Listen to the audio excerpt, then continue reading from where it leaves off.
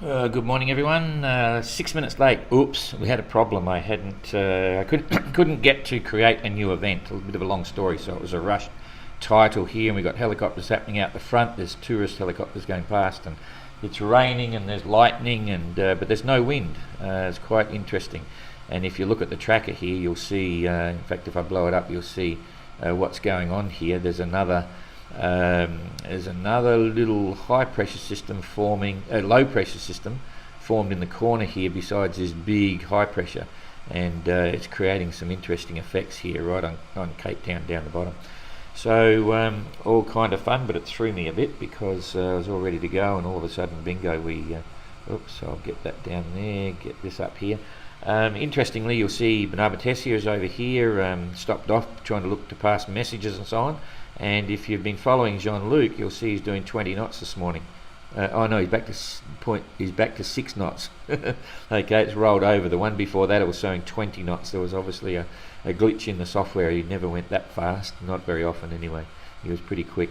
So, all interesting stuff, and my earlier prediction is going to be of Kirsten coming in first is going to be hung out to dry, because it looks like this high pressure system is going to do some funny things, and Simon's in for a bit of luck here. Before we get there, we'll go to the tailenders just to make sure we don't forget anyone back here, what's going on.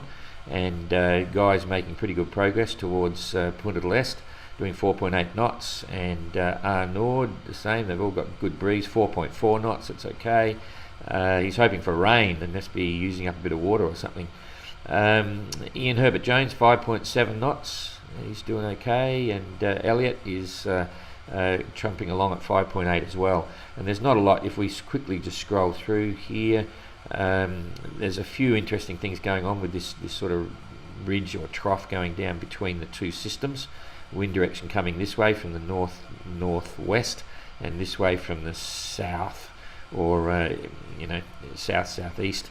They don't like hitting together, so you get this very upset area through here with no wind and probably clouds and thunderstorms and bits and pieces. But anyway, they're going to be sailing along quite nicely for the next few days. Anyway, they've got good breezes. Coming back to the rest of the fleet, it's all about the weather again. Comes another helicopter.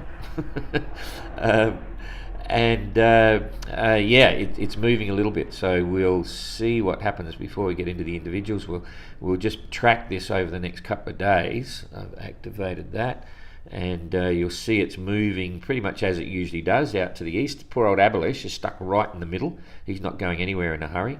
We'll do the big picture in a minute and look at what's happening, but you'll see the southeasterlies over here are starting to back off slowly by the third. They're getting lighter and lighter, and Simon's managed to get in away from the centre of the high. He'll be moving forward, so he's maintaining breeze, and it's coming across. It's going to impact Kirsten a bit, but you can see it's not moving northeast. It's now starting to squash out.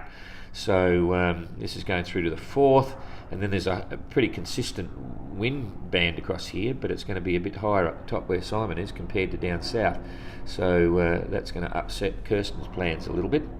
By the 4th, 5th, we're coming into the weekend, I don't think, and then it's getting very light overall, and it's lighter down a little bit further away from the Cape. So that's going to also impact Kirsten. But generally, a bit of funny movement here. So I'll go back to the beginning, and I'll increase the size so you can actually see everything a little bit better. That's too far. And we'll look at what's going on right now. Okay, Jeremy's doing 3.7, so he's got a light patch there. And Ayrton doing okay, 6.1. Captain Goog, we put his onboard vision up last night, which is pretty cool. 5.9, so still making good time, and he's on the right side of the high. He knows that, so he'll be happy. Damien's missing out badly here, 0.7 knots, and it's playing on his nerves if you read the tweets, and I can well understand that. In fact, what's going on now was very similar to what happened in 2018, all associated with the high here. So even though this fleet is going to Cape Town, don't worry, it affected the 2018 fleet just as much. And in fact, if I remember rightly, Susie got bogged down in here for about 5 days at one stage and hardly went anywhere because the high wasn't moving. It came in over the top of her. It affected a couple of them, and it completely altered the fleet as it had been racing down through the Atlantic. So this is a developing area where things change dramatically, and sadly for Damien, we're using this as a benchmark because I always had that previously. Remember, 550 miles when he went round Finisterre. He's just about back to that position. There's 560 miles there. So, 550 miles from the leader again, and Simon's moving really well. And part of that is, or in fact, a lot of that is because he's got a good boat, good preparation, sailing hard, exactly the same as Damien. And, each gets their weather breaks at times. Tapio's slipped back quite a bit, 170 miles behind the general direction where it's going, and he's up north, so that could still pan out okay. Abolish has slipped back a lot. He's basically parked there. You can see he's now 350 miles off the pace against Simon. Pat's down here is doing 3.5 knots. So not quite as good as Kirsten. She's been flying again, but she's coming up pretty quick now. There we go. Still managing 6 knots. And this is the current real-time weather. So if you look at Pat's general position to the leaders, he's about 260 miles off the pace. And, from Kirsten, oops, daisy, I'm bouncing that in a different way now. He's about 150 miles, still a day away from Kirsten, which is still in touch, so he's doing really well. So what's going to happen now with the next couple of days, this is where it's all about. And generally you get a couple of weeks of these strong southeasterlies or southeasterlies, then you get about a week of nothing, and that's going to be what's happening right in time for Simon. So he'll be very happy with that, because you can imagine if he was sitting there now, it's not a good look, when you're heading in, and it's been like that for a week already. But it's going to clear a path just beautifully for him, just as we move forward. So I'll bring this forward a day. We come through one day, or it's a day and a bit. By then Simon's going to be around about here. Nice breeze generally from the south. Kirsten will be over here somewhere. In fact, she's going to drive up into the middle of it. Maybe she'll see what's going on and level out, go to the east, but there's not a lot of window here. So these guys, when I was saying before, they got the other side of the high, it's usually not a done deal. It's actually changed now. They're going to work out all right with this by the look. So we come forward another day to the 4th. That's a bit okay. There's the 4th. So if Kirsten headed out to the east rather than going northeast, she'd be in this breeze here, and then she can start rocketing up. So whether she's going to hold that, who knows? Because she also knows she's getting close to Cape Town, and this is not bad, but it's still not southwest. So she may level out and stay away from that no wind zone that was up there. So 2 days out, just to be specific, because ETAs are going to be important here. It's about 300 miles.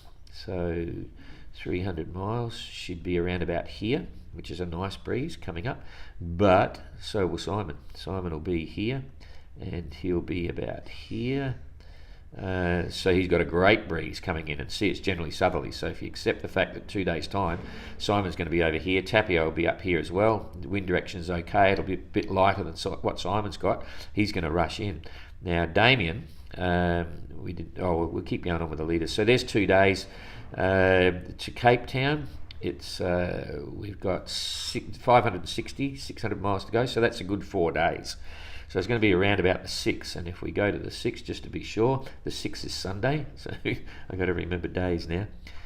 Sunday, you might see Simon in by Sunday night, because the wind is going to be dropping off just at the end, so that was the 4th. So on the 5th, you can see it's going a bit quiet, but Simon could be in here pretty quick. So, but it'll be quiet for Kirsten, because she might be following up in this bit at that stage.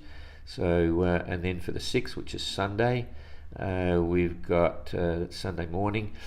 This is tricky. This is tricky here for Kirsten especially, because Simon's going to be right on the hammer there, and Kirsten may be just going light. So we're sure to see some action on Sunday, okay, for the boats, people who are watching this in Cape Town for Sunday.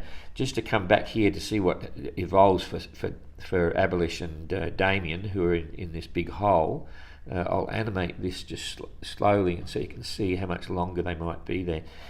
Damien's still in the hole. This is today. By this afternoon, he's going to get some breeze, if this is correct, and it gets very tricky, but Abolish is still in the thick of it. So there's tonight. Abolish is still sitting there. Damien will have light winds, very light. So they're probably not going to go very far in the next 24 hours. And then Abolish will start to pick up on the bottom side of the high, which is a good thing, but not until tomorrow morning, tomorrow lunchtime. So they're going to lose out another day, effectively, compared to the leaders. So quite frustrating for them, but all part of the fun. It's very interesting scenarios here. And Suhaili having a great time, coming down, cutting the corner, boom, boom, doing really well. Okay, that's about it. We'll be posting the ETAs starting on Friday night. As they close the coast, we increase the tracking points from 4 hours down to 1 hour. So those that are watching, you'll get a pretty good idea of what's going on. Now, I've got to say, in fact, that weather looks all right, so we should be able to get out there and get the cover. But I don't know, I was just talking yesterday, my gut feeling is that we may miss a few of these boats when they're coming in. It's hard to say. It's very exposed here. If we get big winds, and I've got to tell you, it was blowing 35 knots or more, gusting through at the Royal Cape Yacht Club yesterday afternoon, really screaming. The Cape Doctor was well and truly performing. And it's very exposed out here, so this is an area where if the weather is extreme, we may not even get out in the rib. And so the instructions for the entrance then are to carry on. They've got to still cross the line. They've got to turn around and sail for 20 minutes with their sails in the correct format, and then they can continue racing, even if we're not there to pick them up. We'll be in radio contact, so we can tell them that we're not coming out. You just got to do the deal and go. We hope we do get them all, but it'll just really depend on the weather. Anyway, we'll see how